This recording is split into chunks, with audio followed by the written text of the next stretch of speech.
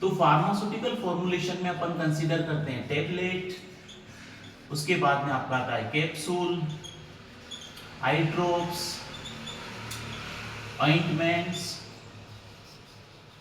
तो ये कुछ मोटी मोटी जो फॉर्मुलेशंस आती है इनको अपन इसमें कंसीडर करते हैं। तो इस टॉपिक में हम काफ़ी कुछ कवर करेंगे जो कि आपके आने वाले सिलेबस के लिए काफ़ी इंपॉर्टेंट रहेगा।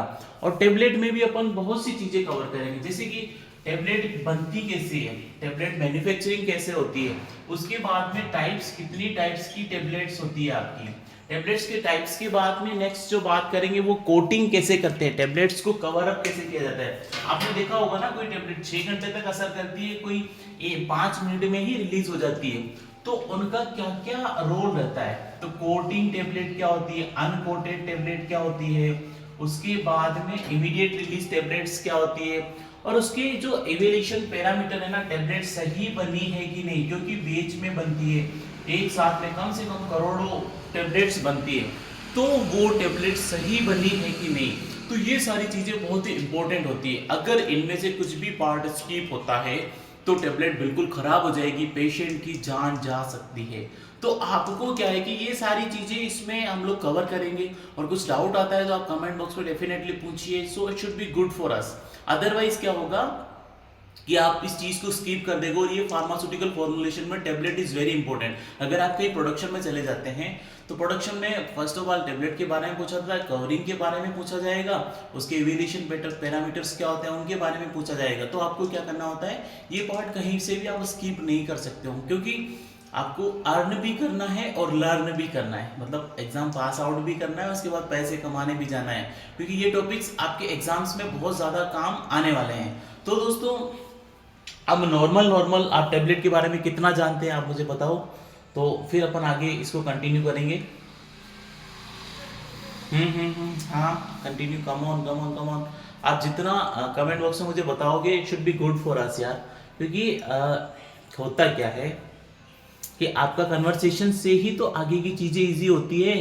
बाकी अगर आप कन्वर्सेशन नहीं करोगे तो आगे की चीज़ें थोड़ी टफ होगी ना। तो आप बताओ टेबलेट के बारे में, कमेंट बॉक्स में बताओ, समाधान कमेंट बॉक्स में बताओ टेबलेट के बारे में। टेबलेट क्या होती है, टेबलेट की क्या एप्लीकेशंस हैं, इसकी क्या एडवांटेज रहती है, और इसको क्यों बनाया गया टेबलेट को, क्योंकि ये सारी चीज़ें हमको पता होनी चाहिए ना। अदरवाइज क्या है भाई, मैं पढ़ा रहा हूँ, आगे बढ़ रहा हूँ, लेकिन बेनिफिट किसको हो रहा है, बेनिफिट तो होना चाहिए ना। टेबलेट क्या कोई टेबल होती है क्या, टेबलेट क्या होती है, आप मुझे कोई एक डेफिनेशंस बताइए टेबलेट की। डेफिनेशंस इसमें क्या है कि अपन ने जब लास्ट बार आईपी पढ़ा था ना, इंडियन फार्माकोपिया कमीशन, तो उसके अकॉर्डिंग में कोई डेफिनेशंस हो, आपको पता हो तो मुझे बताइए। तो ये क्या है कि एक सॉलिड डोजेज फॉर्म होता है, जो क्या होता है कि आपने लास्ट बार यूनिट डोजेज फॉर्म पढ़ा था कि नहीं पढ़ा था। तो वो क्या होता है कि यूनिट डोजेज फॉर्म, तो फार्माकोपिया में क्या कहा गया है कि टेबलेट्स आर ए सॉलिड और biconvex tablet unit dosages form prepared by compressing a drug of a mixture of drugs without suitable diluents. So they are designed for various routes of administration including oral, buccal, vaginal and many more novel. तो इनकी size, wait, hardness, बहुत सारी चीज़ें we have to know, क्योंकि ये सारी चीज़ें अपने को पता होगी तो ही आगे टेबलेट्स के बारे में हम लोग वो कर पाएंगे, एक्सप्लेनेशन डिटेल्स हम लोग उसको डिटेलिंग कर पाएंगे। सो बात करते हैं नॉर्मल जो डेफिनेशंस थी वो अपन ने अभी कवर करी। तो अभी अब can we write down it, so write down it according to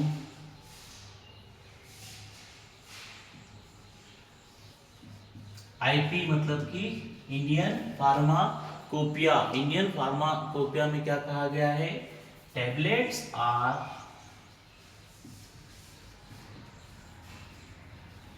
solid dosage form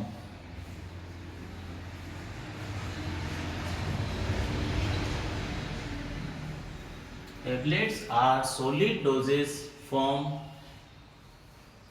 or by solid dosage form, flat or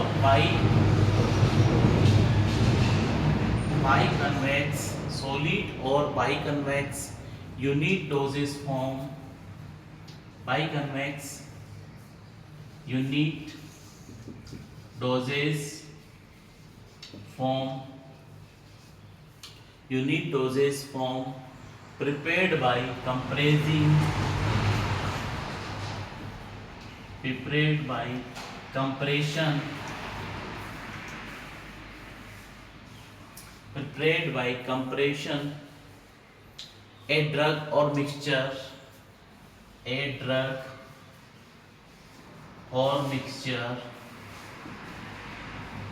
a drug or a mixture with or without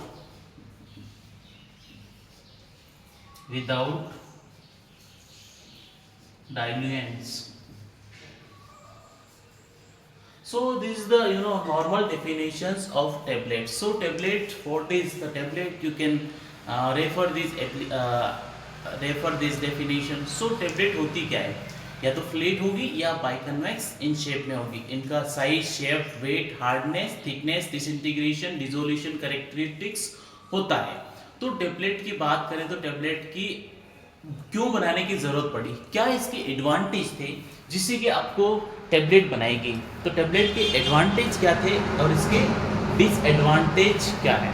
तो tablet के advantage की बात करें तो क्या, थोड़ी सस्ती पड़ेगी ना, क्योंकि ज़्यादा बल्क वॉल्यूम में आप कोई भी फार्मास्यूटिकल फॉर्मुलेशंस बनाई जाएगी तो वो आपको सस्ती मिलेगी एज कंपेयर टू दूसरी जो भी फॉर्मुलेशंस अपन लेते हैं ना मार्केट से, अपने को जो मिलती है उसके कंपेरिजन में. तो एडवांटेज क्या है कि इसमें एक तो डोज की यूनिफॉर्मिटी हो रह सकती है, और कॉस्ट का जो सेकंड कॉस्ट का मैटर आता है तो लो कॉस्ट रहेगा ना. उसके बाद में क्या है कि ये लाइट वेट में रहती है, लाइट वेट रहेगा और इजी, मतलब इसको इजी हैंडलिंग रहेगी ना, क्योंकि अगर स्ट्रीम में पैक कर दिया तो भी आप ट्रांसपोर्ट में कहीं पे भी ले जा सकते हैं. और पैकेजिंग की कॉस्ट आएगी ना, वो भी सस्ता पड़ेगा, पैकेज इसका चीप रहेगा. लेकिन कुछ इसके डिसएडवांटेज भी हैं. डिसएडवांटेज क्या हो सकता है कि अगर बच्चे के लिए थोड़ा लेने में दिक्कत आएगी तो स्वालो प्रॉब्लम रहती है, या फिर कोई अनकॉन्शियस पेशेंट है तो उसके अनकॉन्शियस मतलब कोमा में है या सो रहा है तो उस पेशेंट को लेने में बहुत ज़्यादा दिक्कत रहेगी. उसके बाद में क्या है कि जो ड्रग्स रहती है ना, पुअर वेटिंग रहती है, स्लो डिसोल्यूशन रहता है, या फिर मतलब फॉर्मुलेशन जो टेबलेट रहती है ना एडिक्वेट उसकी बायोएक्टिविटी नहीं रहती है, तो उस ड्रग की फॉर्मुलेशंस के लिए ये थोड़ा सा नेगेटिव इसका जोन रहता है. तो उसके बाद में अगर आपने कोई टेबलेट्स बनाई तो उसकी आइडियल कैरेक्टरिस्टिक्स क्या होती है भाई.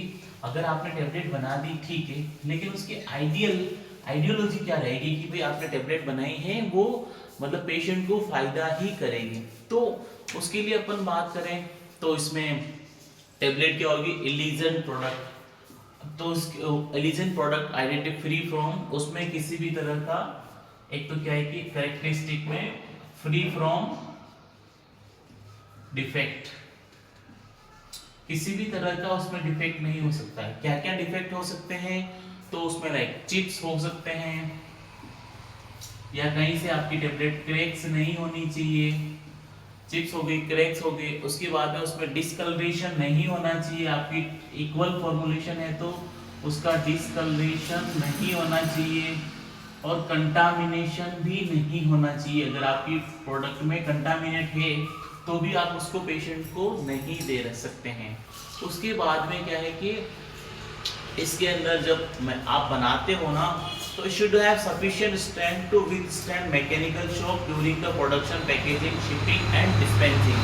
मतलब कि आपकी जब फॉर्मुलेशन बनेगी ना तो उस टाइम में, फॉर्मुलेशन के टाइम में इसमें ना एक तरह का मैकेनिकल शॉक, जब मशीनों से ये मशीनों के बीच में जब ये गुजरती है तो आपका प्रोडक्ट वहाँ पे डिग्रेडेड नहीं होना होता है, इसीलिए मैकेनिकल शॉक ये इसमें बच के रहता है, तो ये बहुत ही अच्छी यूजफुल रहती है। उसके बाद में it should have the chemical and physical stability, मतलब आपके प्रोडक्ट की केमिकल और फिजिकल दोनों स्टेबिलिटी रहती है। इससे क्या होगा, प्रोडक्ट डिग्रेडेड नहीं होगा। तो ये आपके लिए और फार्मास्यूटिकल जो भी फॉर्मुलेशंस बनाते हैं उनके लिए बहुत ही ज़्यादा यूजफुल रहता है। तो यहाँ तक कोई डाउट है तो we can sort out, otherwise हम लोग है ना अब नेक्स्ट शुरू करेंगे कंटिन्यूड में टाइप्स ऑफ टेबलेट्स, टेबलेट्स कितने टाइप्स होते हैं, उनके फर्दर क्या यूजेज रहते हैं। तो